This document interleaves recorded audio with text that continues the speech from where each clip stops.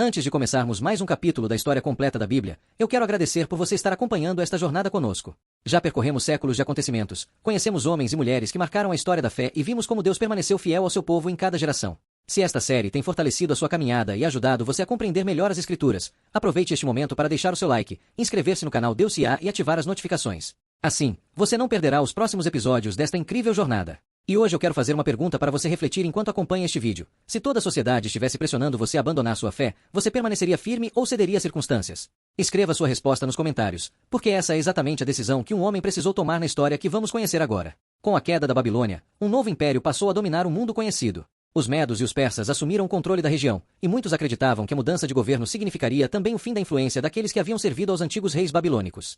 No entanto, Daniel continuava sendo reconhecido por sua sabedoria, honestidade e capacidade administrativa. Décadas haviam se passado desde que chegara à Babilônia como um jovem prisioneiro. Agora, já idoso, era respeitado até mesmo pelos novos governantes. O rei Dário organizou seu reino nomeando diversos administradores para cuidar das províncias do império. Entre todos eles, Daniel destacava-se por sua integridade. Sua dedicação ao trabalho, sua honestidade e sua sabedoria faziam com que o rei confiasse profundamente nele. Em pouco tempo, Dário começou a considerar a possibilidade de colocá-lo acima de todos os demais administradores, tornando-o responsável por grande parte do governo.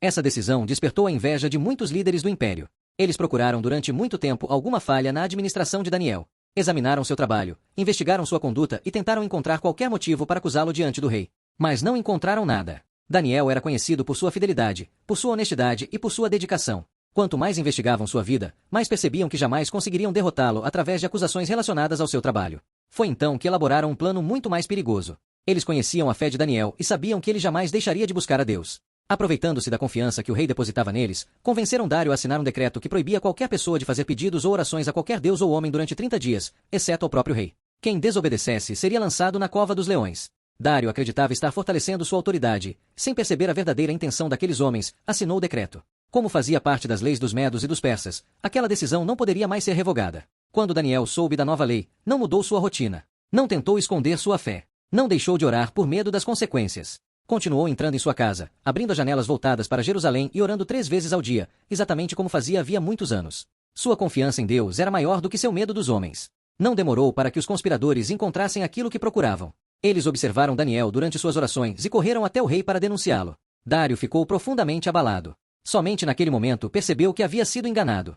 Durante todo o dia tentou encontrar uma maneira de livrar Daniel, mas a lei que ele próprio havia assinado não permitia qualquer mudança. Quando o sol começou a se pôr, Daniel foi conduzido até a cova dos leões. Antes que a pedra fosse colocada sobre a entrada, o rei dirigiu-lhe poucas palavras, mas que revelavam sua esperança, que o Deus a quem você serve continuamente possa livrá-lo. Naquela noite, o palácio permaneceu em silêncio. O rei não conseguiu dormir. Recusou qualquer tipo de entretenimento e aguardou ansiosamente o amanhecer. Enquanto isso, Daniel permanecia dentro da cova cercado por animais que, humanamente falando, representavam uma morte inevitável. Mas Deus ainda não havia terminado a história daquele homem fiel. E seria justamente naquela noite que aconteceria um dos maiores milagres registrados em todo o Antigo Testamento. O amanhecer chegou, mas o rei Dário não conseguiu esperar pelas cerimônias habituais da corte. Antes mesmo que o sol iluminasse completamente a cidade, dirigiu-se às pressas até a cova dos leões. Durante toda a noite não havia conseguido dormir. A preocupação com Daniel ocupava seus pensamentos, e o peso da decisão que fora levado a tomar parecia cada vez maior. Ao aproximar-se da entrada da cova, chamou o nome de Daniel com a voz carregada de esperança e ansiedade. Em seu coração, ainda existia uma pequena possibilidade de que o Deus a quem Daniel servia tivesse realizado o milagre. Então, de dentro da cova, ouviu-se uma resposta que transformou completamente aquele momento. Daniel estava vivo. Com serenidade, respondeu ao rei que Deus havia enviado seu anjo para fechar a boca dos leões, impedindo que lhe causassem qualquer dano. Explicou que havia sido preservado porque permaneceu fiel diante do Senhor e também porque não havia cometido nenhum crime contra o rei. Ao ouvir aquelas palavras, Dário encheu-se de alegria. Imediatamente ordenou que retirassem Daniel da cova. Quando ele saiu, todos puderam ver que não havia sofrido nenhum ferimento. Nenhuma marca de ataque podia ser encontrada em seu corpo. O homem que havia passado a noite inteira cercado por animais ferozes permanecia completamente ileso. Aquela cena tornou-se uma poderosa demonstração de que Deus continuava protegendo seus servos, mesmo nas circunstâncias mais impossíveis. O rei então compreendeu que havia sido vítima de uma conspiração. Os homens que haviam tramado contra Daniel foram responsabilizados por suas próprias atitudes, e Dário publicou um decreto que seria enviado para todas as províncias do império. Nele, declarou que o Deus de Daniel era o Deus vivo, eterno e digno de reverência, reconhecendo que seu reino jamais teria fim e que seu poder ultrapassava o de qualquer governante humano. A notícia espalhou-se rapidamente por todas as regiões do império, e o testemunho de Daniel tornou-se conhecido muito além das fronteiras da antiga Babilônia. Os anos continuaram passando, e Daniel permaneceu servindo com fidelidade durante o governo dos medos e dos persas. Já em idade avançada, começou a receber visões extraordinárias sobre acontecimentos que ainda estavam muito distantes de sua época. Deus revelou a ele a sucessão de grandes impérios, conflitos entre nações e acontecimentos que mudariam a história durante séculos. Algumas dessas profecias apontavam para eventos que seriam cumpridos muitos anos depois, enquanto outras anunciavam a vinda de um reino eterno que jamais seria destruído. Embora muitas dessas visões fossem difíceis de compreender completamente, Daniel percebeu que Deus continuava conduzindo cada detalhe da história. Reis surgiam e desapareciam, impérios conquistavam o mundo e depois eram substituídos por outros, mas acima de todos eles permanecia a soberania do Senhor. Essa certeza fortaleceu sua esperança durante os últimos anos de sua vida e também fortaleceu a esperança de todo o povo que ainda vivia no exílio. Enquanto Daniel recebia essas revelações, uma importante mudança acontecia no cenário político. O Império Medo-Persa consolidava seu domínio sobre os territórios conquistados, e um novo governante começava a escrever seu nome na história. Seu nome era Ciro. Diferentemente dos reis que o antecederam, Ciro adotou uma política bastante diferente em relação aos povos conquistados. Em vez de manter todos os exilados longe de suas terras, começou a permitir que diversas nações retornassem aos seus lugares de origem e reconstruíssem aquilo que havia sido destruído. Foi então que aconteceu algo aguardado havia muitas décadas. O decreto que tantos judeus sonhavam ouvir finalmente foi proclamado. Ciro autorizou que os exilados retornassem a Jerusalém para reconstruir o templo do Senhor. Depois de aproximadamente 70 anos vivendo em terra estrangeira, uma nova geração preparava-se para voltar para casa.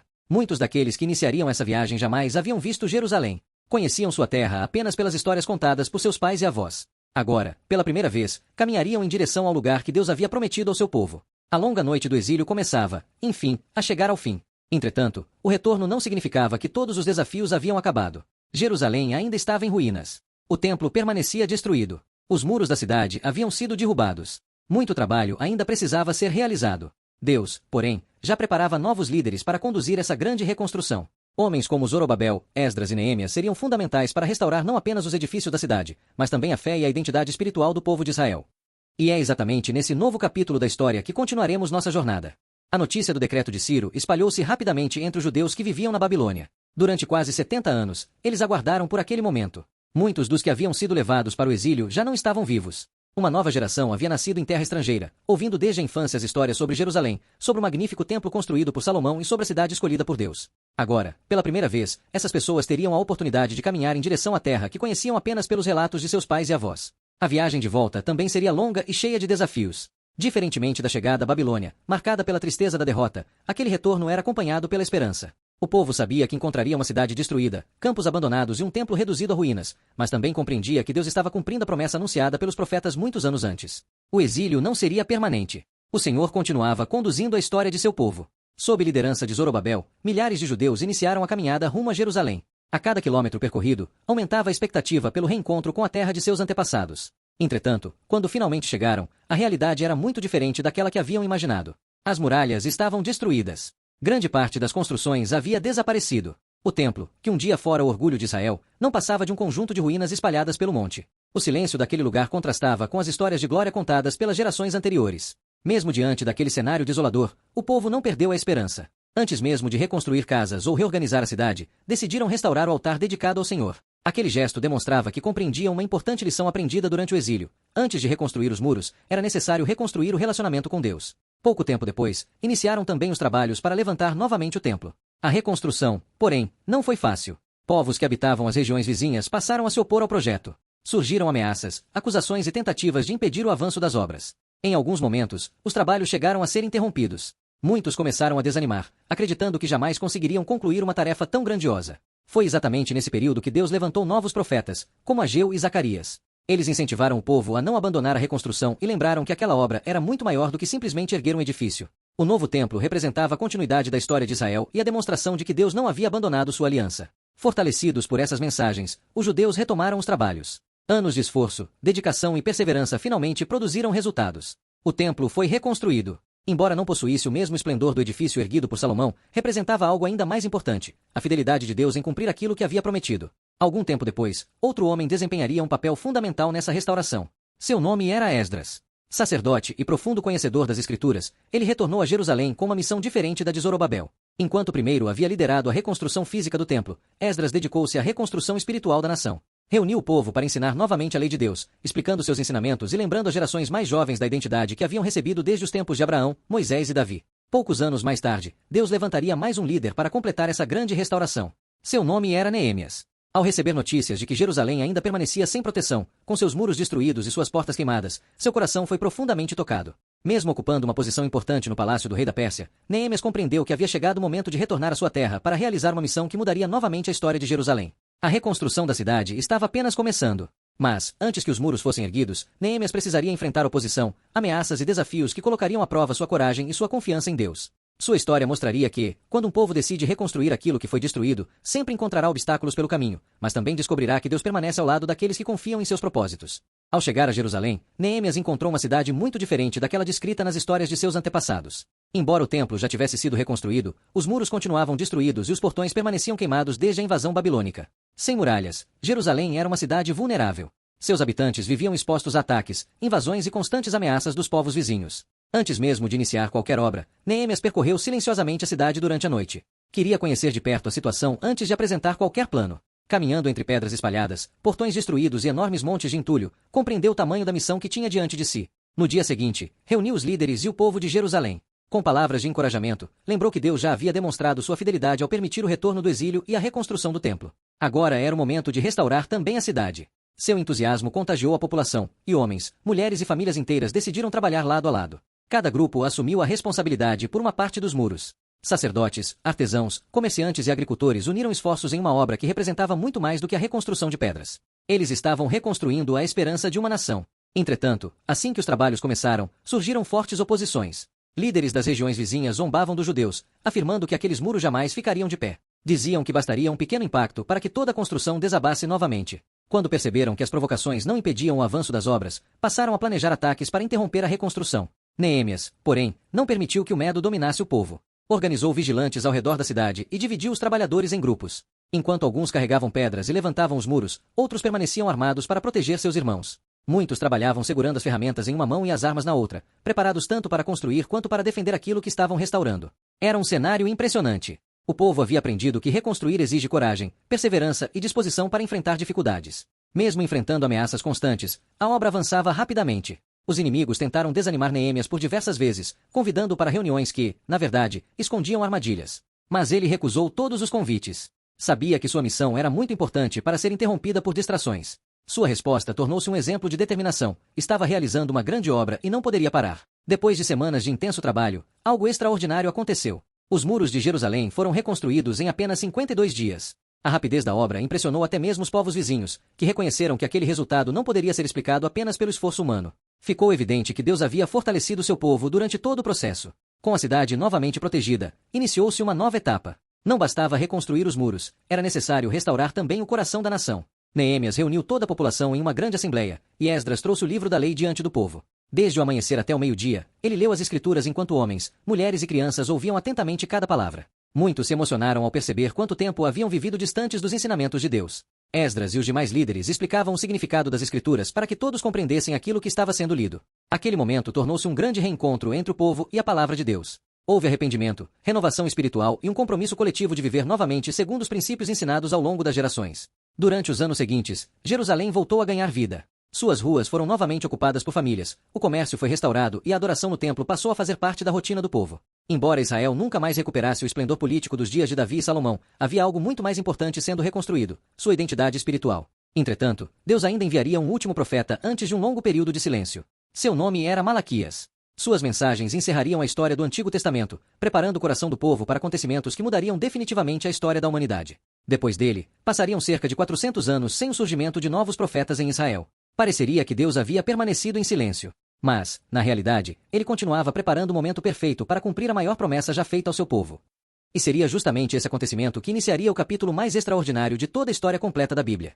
Depois da reconstrução de Jerusalém e da restauração da vida espiritual do povo, Israel entrou em um novo período de sua história. O templo estava novamente de pé, os muros protegiam a cidade e a nação voltava a organizar sua vida em torno da adoração a Deus. No entanto, com o passar dos anos, o entusiasmo inicial começou a diminuir. Assim como havia acontecido em outras gerações, muitas pessoas voltaram a transformar a fé em mera tradição.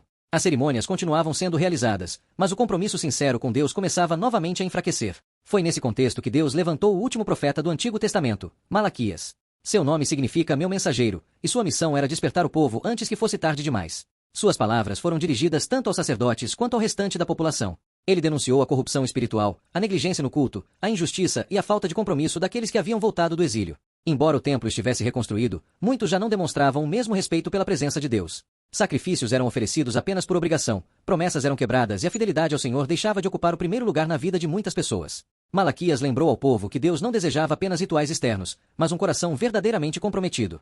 Chamou homens e mulheres ao arrependimento e reafirmou que o Senhor continuava fiel à aliança feita com seus antepassados. Ao mesmo tempo, anunciou que chegaria o dia em que Deus enviaria um mensageiro para preparar o caminho para a chegada do Senhor.